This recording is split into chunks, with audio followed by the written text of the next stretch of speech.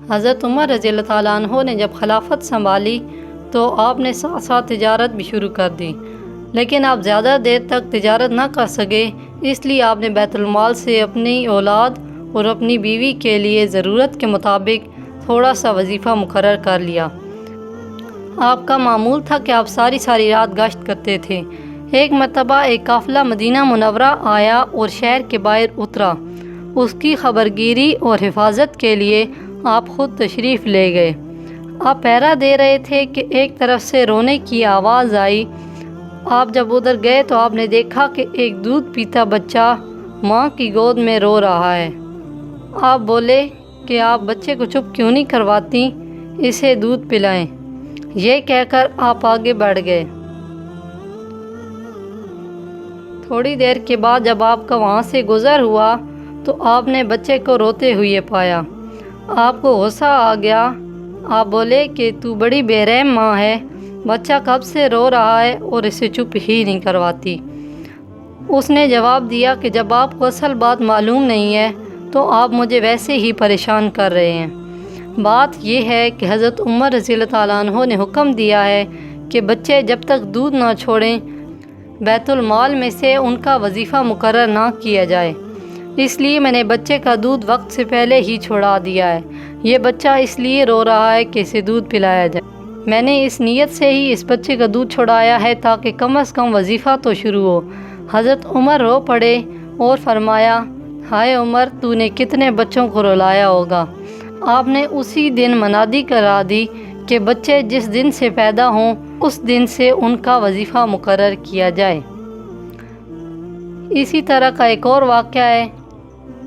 اسلم جو حضرت عمر رضی اللہ تعالیٰ عنہ کا غلام تھا، وہ بیان کرتا ہے کہ ایک دفعہ حضرت عمر رضی اللہ تعالیٰ عنہ رات کو گشت کے لیے نکلے۔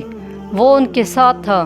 مدینے سے 3 میل کے فاصلے پر ایک مقام ہے، وہاں پہ دیکھا تو ایک عورت کچھ پکار رہی ہے اور 2-3 بچے رو رہے ہیں۔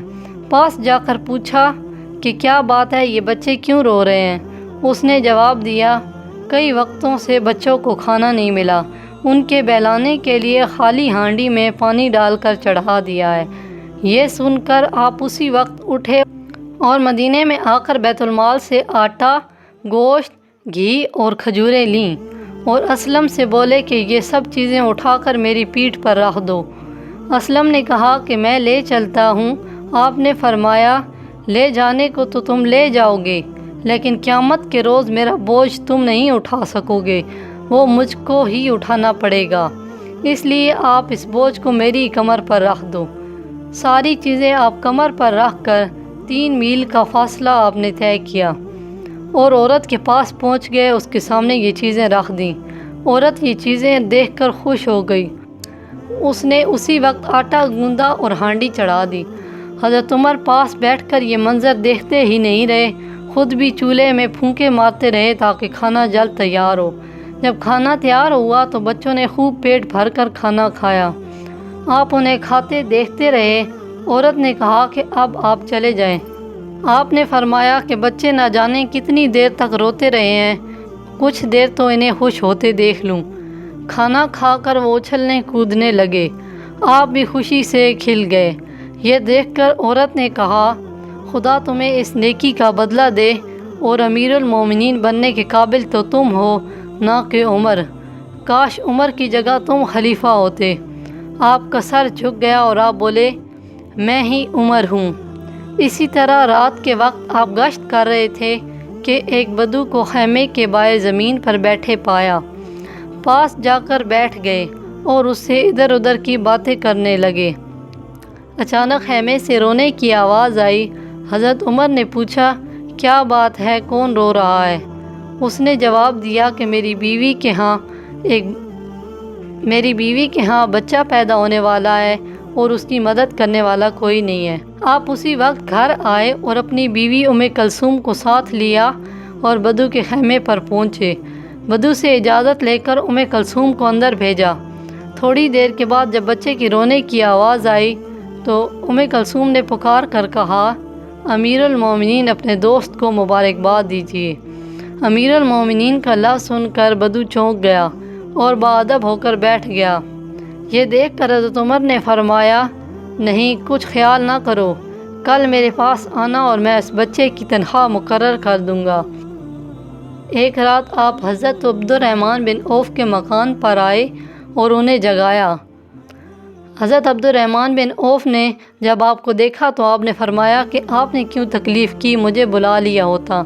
آپ نے فرمایا کہ مجھے ابھی ہی معلوم ہوا ہے کہ شہر سے باہر ایک قافلہ اترا ہے، لوگ تھکے ماندے ہوں گے، آؤ میں اور تم چل کر پہرا دیں۔